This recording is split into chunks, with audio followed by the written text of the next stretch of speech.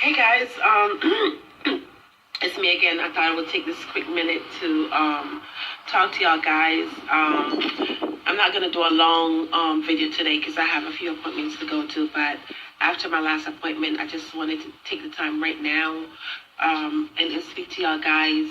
I had a meeting with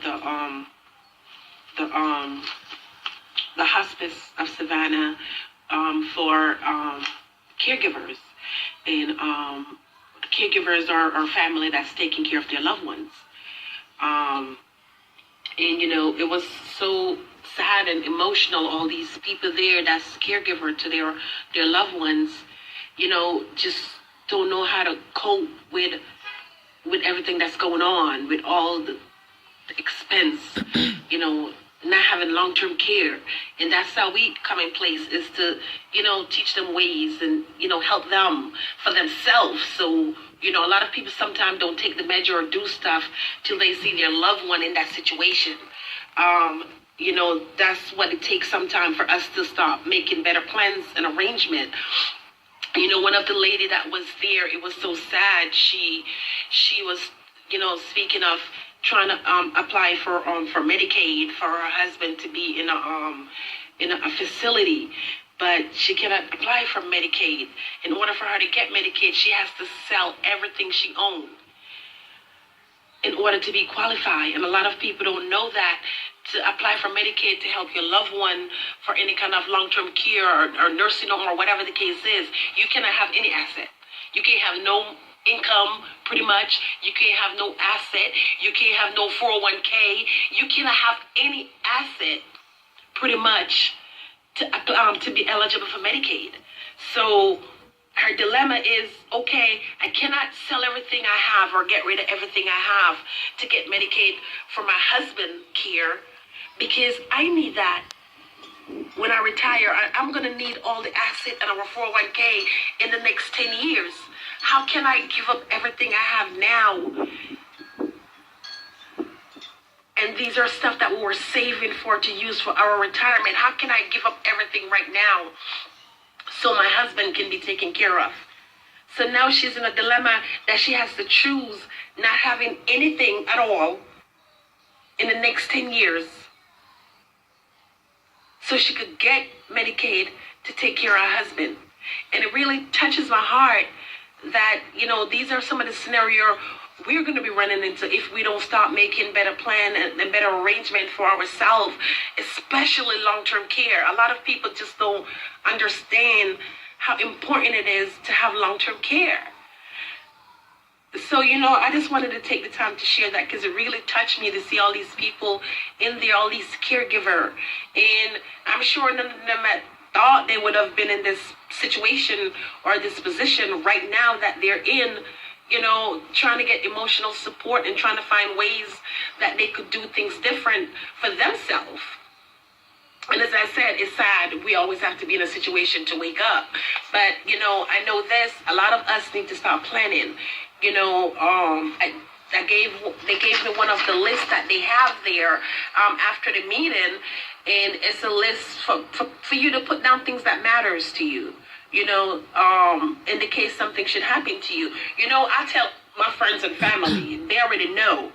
If something should happen to them, I am not the one to put down as on their advance directive to make any medical decision for anyone. I am not able to. I am not able to make a decision to take you off life support. I am not able to make a decision to pull the plug. I am not able to make any medical decision for any of my loved ones. I just don't have the heart. I won't stop it if that's what they want, but I will not be able to make that decision. And any one of my family that's close to me or know me, know that. I tell my daughter, if she has any kind of medical decision, a life situation where a decision needs to be made, I am not the one to designate to do it. I will not be able to. And she knows that. She needs to figure out who's going to do it. It's not in me. So you have to know now, how do you want the end of your life to be?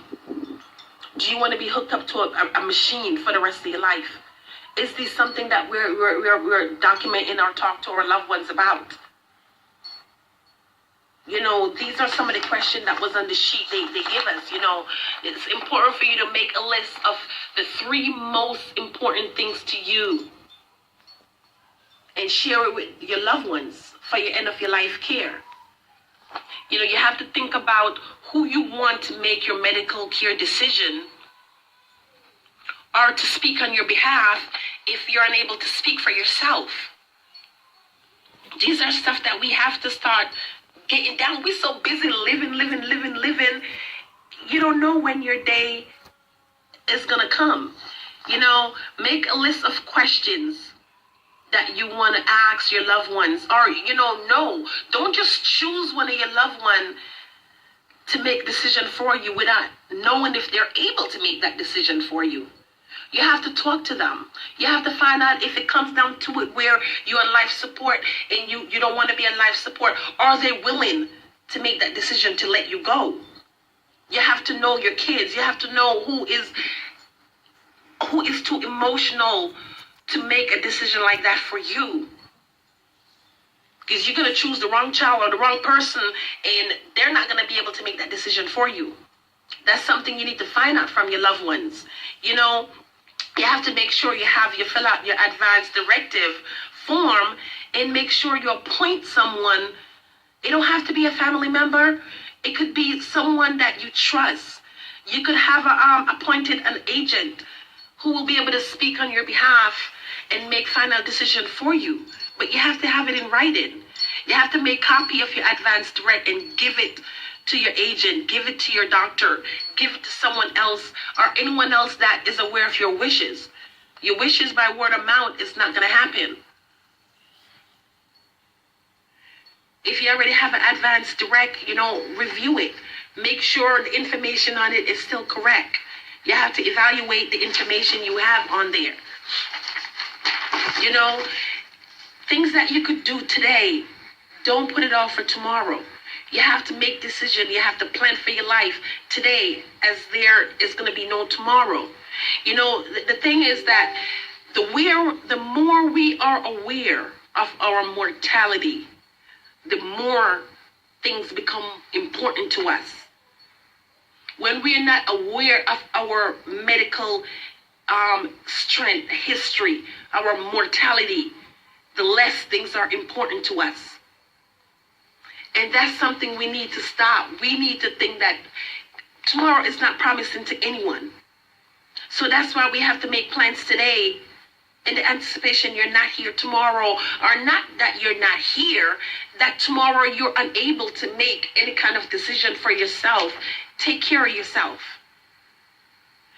People who have kids, who do you think will do a good job taking care of your kids if you should gone?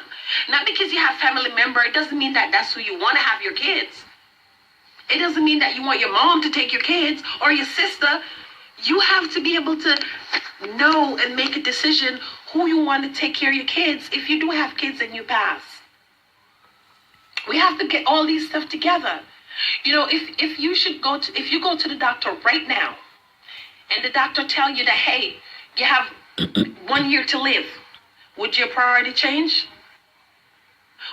What is not important to you now would become important. But why should you have to be rendered your mortality chart or the time you have left to live for you to make decision?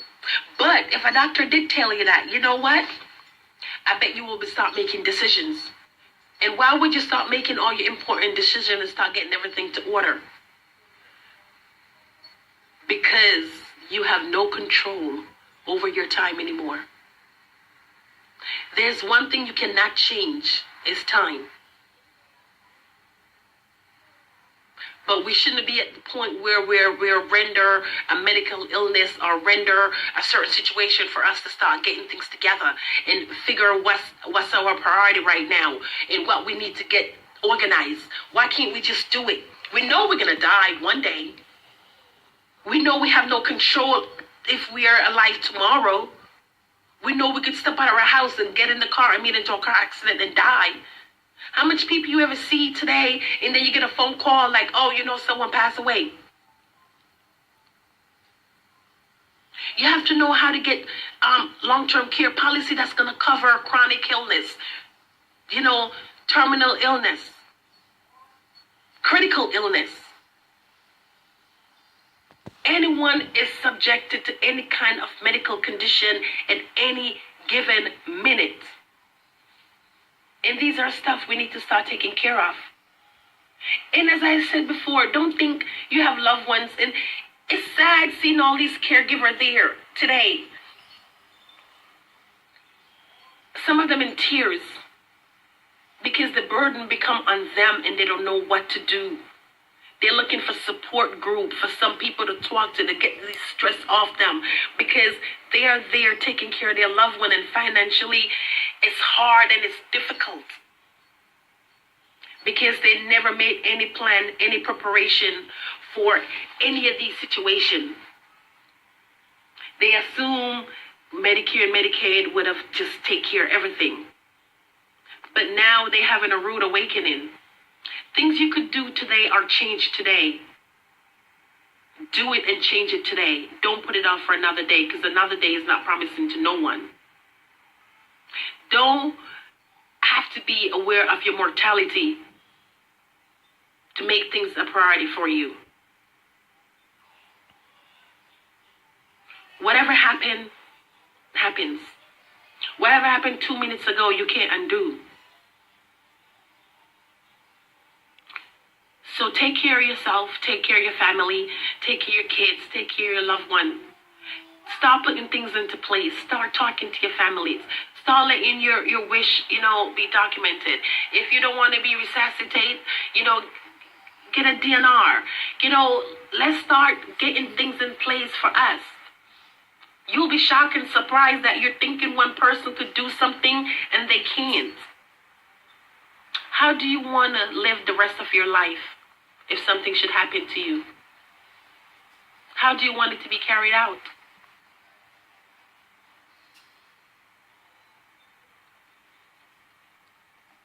Sometimes people have to be in a hard situation, in a hard place, to make a life-altering decision. When we have the ability to make that decision before we end up in a situation. And I'm sure all these family and all these people that I went and have the meeting with today and saw never thought they would have been in this situation. We never think we're going to be in a situation until we're there. But no one has control over our time but us. And whenever your time is here, your time is here. You can't go back and fix it when your time comes. So I am asking, and I'm hoping that people out there start taking a deeper look, a more loving, caring, unselfish look at their life, their self, where they at in life. A lot of people know a lot of these things that needs to be in place, but they just refuse to do it. Maybe y'all don't have the resource. Maybe you don't know where to go. Maybe it becomes so overwhelming you don't want to think about it and hoping it will work itself out. It won't. It won't. But what you need to keep in mind, no matter how you look at it and how you deny it and how you don't want to think about it, it is going to happen regardless. But don't leave all that burden and that situation on your loved one to make all that decision for you. Make it for yourself. We will be doing live webinar on Wednesdays. Every Wednesdays at 7 p.m.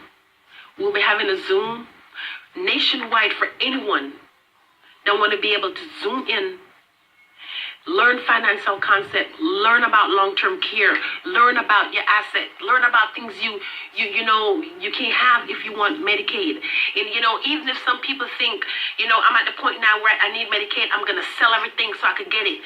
There's a look back period. And if you sell all you have or get rid of all your asset within that look back period, you're still not gonna be eligible. A lot of people don't even know that there's a look back period when you're applying for Medicaid.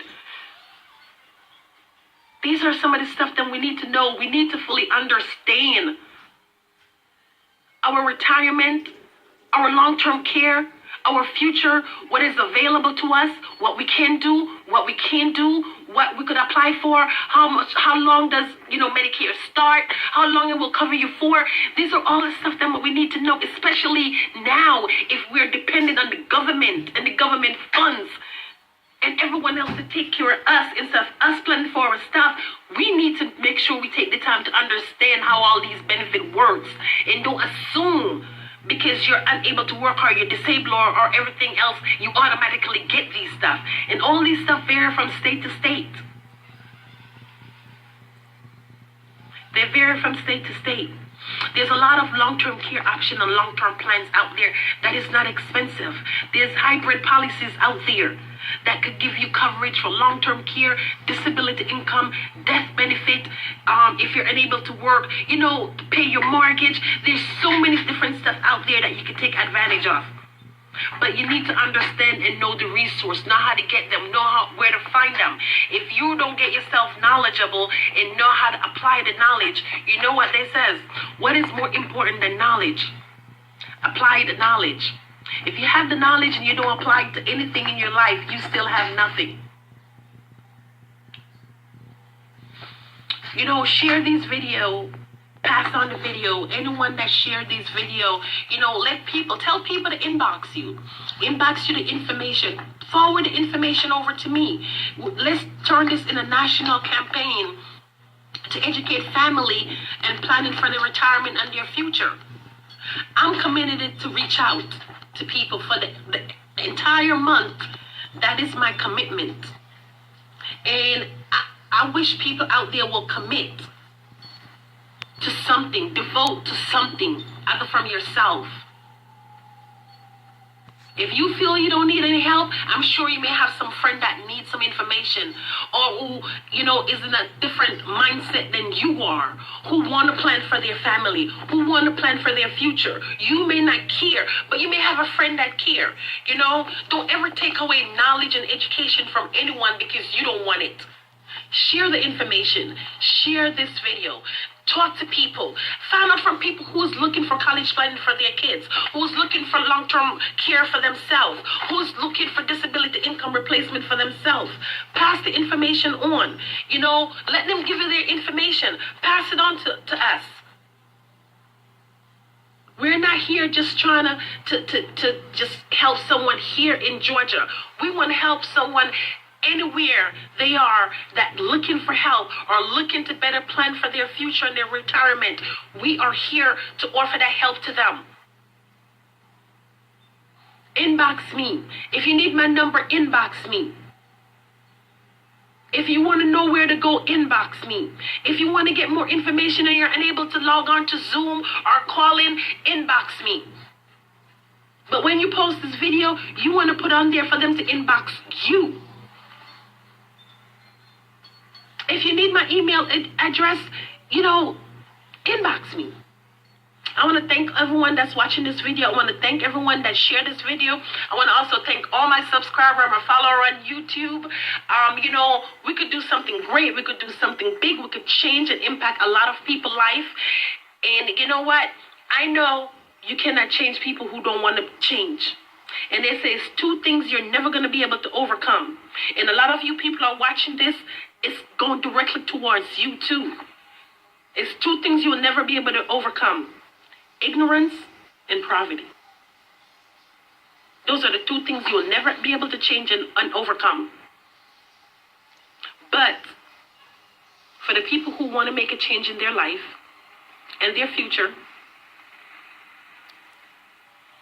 you can never say or can't say you were never aware or you were never given the tool, or you were never given the resource, or you were never given the information to make a change and a difference in your life and your family life. This is my time. I hope this video that I'm recording, I hope someone hear it and decide to make a change to their life, a change to their situation, start thinking and making a different plan for their future, their family future, and their kids' future. No one knows when your time is cometh.